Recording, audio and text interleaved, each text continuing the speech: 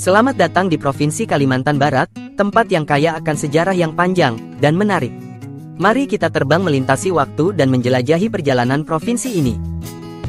Dan sebelum mengupas tuntas, apa saja yang tidak boleh dilakukan jika Anda mengunjungi provinsi ini dan berbagai hal unik lainnya. Tetaplah menonton video ini sampai habis dan jangan lupa untuk mensubscribe channel ini juga ya. Let's go!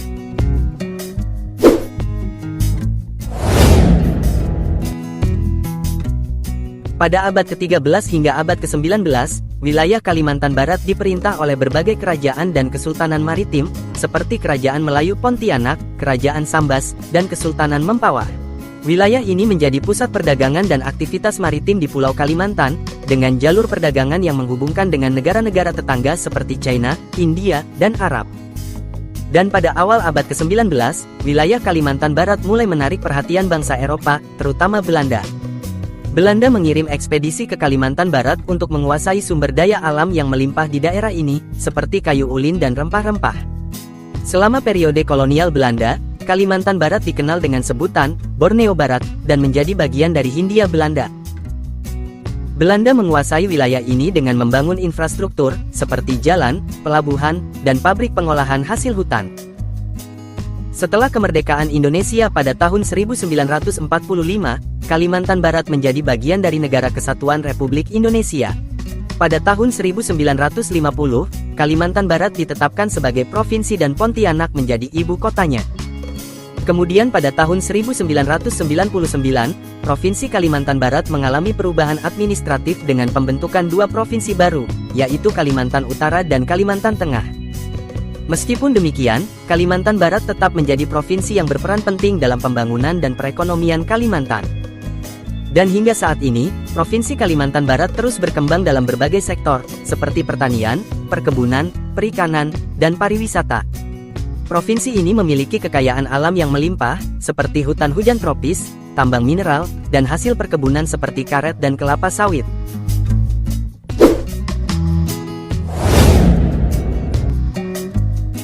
Tahukah kalian, Kalimantan Barat juga kaya akan keberagaman etnis dan budaya yang memukau. Mari kita menjelajahi ragam budaya yang ada di provinsi ini. Suku Dayak merupakan salah satu suku pribumi terbesar di Kalimantan Barat. Suku Dayak terbagi menjadi beberapa subsuku, seperti Dayak Iban, Dayak Kayan, Dayak Kenyah, dan masih banyak lagi. Budaya Dayak kaya akan tradisi, seni, dan kepercayaan spiritual. Mereka memiliki tarian tradisional yang indah, seni ukir kayu yang halus, dan perayaan adat yang meriah. Suku Melayu merupakan salah satu suku terbesar di Kalimantan Barat. Suku Melayu mendiami kawasan pesisir dan terkenal dengan kemahiran mereka dalam membangun perahu tradisional, seperti perahu lancang dan perahu tambang. Budaya Melayu meliputi seni musik, tarian, dan pakaian tradisional yang khas. Suku Tionghoa juga memiliki kontribusi signifikan dalam keberagaman etnis dan budaya di Kalimantan Barat. Mereka membawa warisan budaya Tionghoa, seperti tradisi Imlek, seni khas, dan kuliner yang lezat. Masyarakat Tionghoa juga terlibat dalam perdagangan dan kegiatan ekonomi di provinsi ini. Maka tidak heran jika banyak pedagang yang berasal dari suku Tionghoa. Kalimantan Barat memiliki beragam tarian dan musik tradisional yang indah. Contohnya adalah tari panjang ketupat, tari sambut lintang, dan tari mandau yang merupakan bagian penting dari kebudayaan Dayak. Musik tradisional seperti gong, gendang, dan sape juga sering digunakan dalam acara-acara adat dan upacara tradisional di provinsi ini. Kalimantan Barat terkenal dengan kerajinan tangan yang indah, seperti anyaman rotan, tenun, dan ukiran kayu. Biasanya anyaman rotan ini digunakan untuk membuat keranjang, tas, dan hiasan rumah. Salah satu kebiasaan unik di Kalimantan Barat adalah tari panjang ketupat. Tarian ini dilakukan oleh suku Melayu dan Dayak dalam perayaan Idul Fitri. Para penari membentangkan sehelai kain panjang yang membentuk pola ketupat di antara mereka, dan kemudian menari di atasnya dengan gerakan yang khas dan ritmis. Di daerah pedalaman Kalimantan Barat, terdapat tradisi pesta Sabangau yang diadakan untuk merayakan hasil panen padi. Pesta ini melibatkan masyarakat setempat yang berkumpul untuk menikmati makanan tradisional, tarian, dan musik. Yang unik adalah adanya ritual persembahan hasil panen kepada leluhur dan roh-roh yang dipercaya menjaga kehidupan masyarakat. Suku Dayak di Kalimantan Barat memiliki kebiasaan yang cukup unik dalam penggunaan tato. Tato dianggap sebagai simbol kekuatan, keberanian, dan status sosial. Tato Dayak memiliki berbagai bentuk dan pola yang mewakili kepercayaan dan budaya mereka. Beberapa tato bahkan memiliki makna spiritual dan perlindungan. Di sungai-sungai Kalimantan Barat, terdapat tradisi unik memancing menggunakan ladam. Ladam adalah alat tradisional yang terbuat dari anyaman bambu yang berfungsi sebagai jaring penangkap ikan.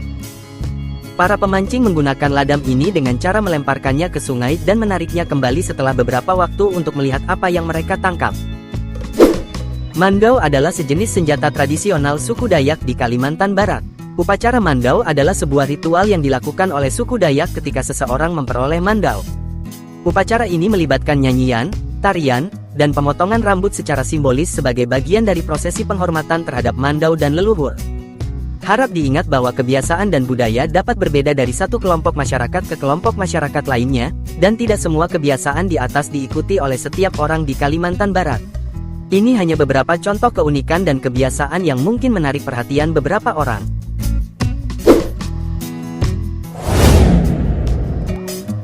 Makanan khas. Sambal Pontianak. Sambal Pontianak adalah sambal khas yang sangat populer di Kalimantan Barat. Terbuat dari cabai, tomat, bawang, dan rempah-rempah lainnya, sambal ini memiliki cita rasa pedas yang khas. Sambal Pontianak sering disajikan sebagai pelengkap dalam hidangan makanan seperti nasi goreng, mie goreng, atau ikan bakar. Sarang burung walet adalah bahan makanan yang terkenal di Kalimantan Barat. Sarang burung ini diolah menjadi manisan yang lezat. Biasanya dicampur dengan gula merah atau madu. Manisan sarang burung walet memiliki tekstur kenyal dan rasa manis yang khas. Sayur kelor adalah hidangan sayur yang terbuat dari daun kelor. Daun kelor dikukus atau direbus dan disajikan dengan bumbu seperti bawang merah, bawang putih, dan cabai. Sayur kelor memiliki rasa yang segar dan dikenal karena kandungan nutrisi yang tinggi. Ayam betutu adalah hidangan khas Bali yang juga populer di Kalimantan Barat. Ayam betutu dimasak dengan bumbu rempah yang kaya, seperti bawang merah, bawang putih, jahe, lengkuas, cabai, dan rempah lainnya. Ayam betutu kemudian dibungkus dalam daun pisang dan dikukus atau dipanggang hingga dagingnya empuk dan bumbunya meresap. Ini hanyalah beberapa contoh makanan khas Kalimantan Barat yang menggugah selera. Setiap hidangan memiliki keunikan dan cita rasa yang mencerminkan warisan budaya yang kaya di daerah ini. Jika Anda mengunjungi Kalimantan Barat, jangan lewatkan kesempatan untuk mencicipi makanan khas dari Kalimantan Barat ini ya.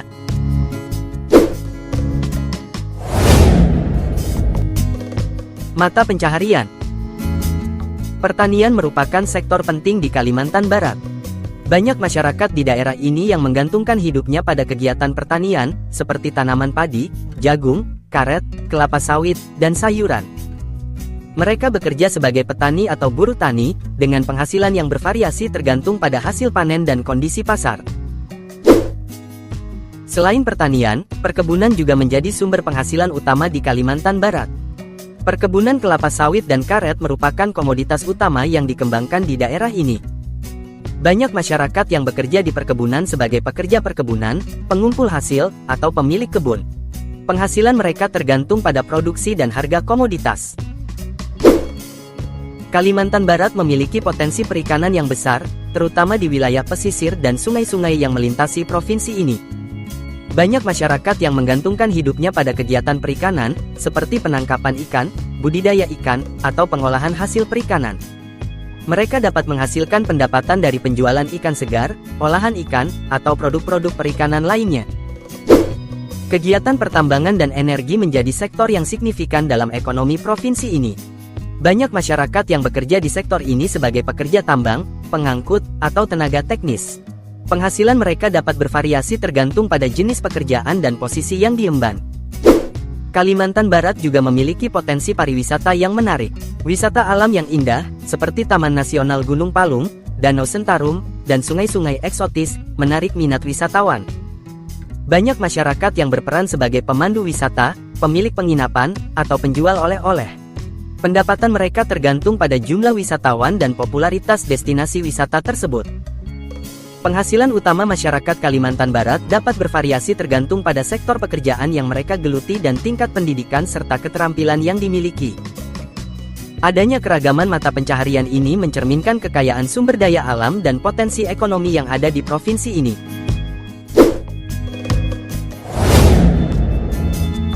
Berikut ada beberapa artis terkenal yang berasal dari Kalimantan Barat, dan telah mengukir prestasi di dunia hiburan Indonesia, seperti Edi Silitonga, seorang penyanyi dan aktor terkenal dengan lagu hitsnya antara lain, Bunga Sedap Malam, dan Tangis Rindu. Ricky L, seorang penyanyi dan komposer, beberapa album solo dan lagu-lagu populernya seperti Terbiasa Sendiri, dan Cinta Terakhir. Ajeng Kartika, seorang penyanyi jazz dengan album solonya yang berjudul Euphoria. Vicky Su, seorang penyanyi, aktris, dan model, beberapa single yang sukses, seperti Marry Me, dan Bang Toyib. Sintiara Alona, seorang aktris dan model, beberapa film yang pernah dibintanginya antara lain, Tirai Kasih Yang Terkoyak, dan Badai Pasti Berlalu. Dengan talenta dan dedikasi mereka telah menjadi inspirasi bagi banyak orang di Kalimantan Barat dan di seluruh Indonesia.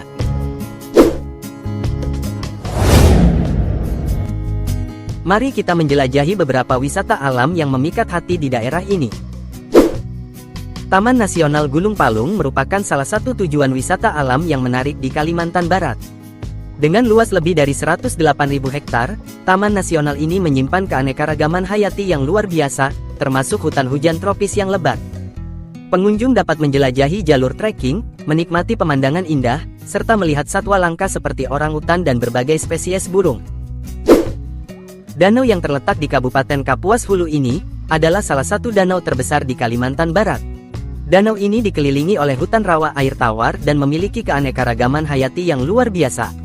Pengunjung dapat menikmati keindahan danau dengan menyusuri sungai-sungai kecil, melihat burung-burung langka, dan menikmati pemandangan matahari terbenam yang menakjubkan. Sungai Kapuas adalah sungai terpanjang di Indonesia dan menjadi salah satu daya tarik utama Kalimantan Barat. Sungai ini membelah provinsi dari timur ke barat dan menyajikan panorama alam yang menakjubkan.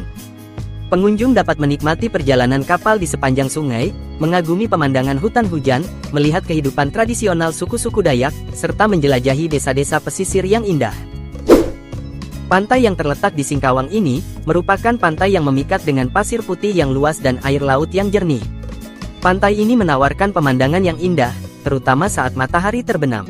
Pengunjung dapat bersantai di pantai, berenang, atau menikmati olahraga air seperti jet ski dan banana boat. Tidak hanya itu, Kalimantan Barat juga menawarkan banyak lagi destinasi wisata alam yang menarik seperti hutan tropis, air terjun, dan gua-gua yang masih alami. Dengan kekayaan alam yang melimpah, provinsi ini menjadi tempat yang ideal bagi para pecinta alam. Nah, itulah gambaran lengkap mengenai Provinsi Kalimantan Barat. Apa hikmah yang dapat kita petik pada video ini? Tulis di kolom komentar ya.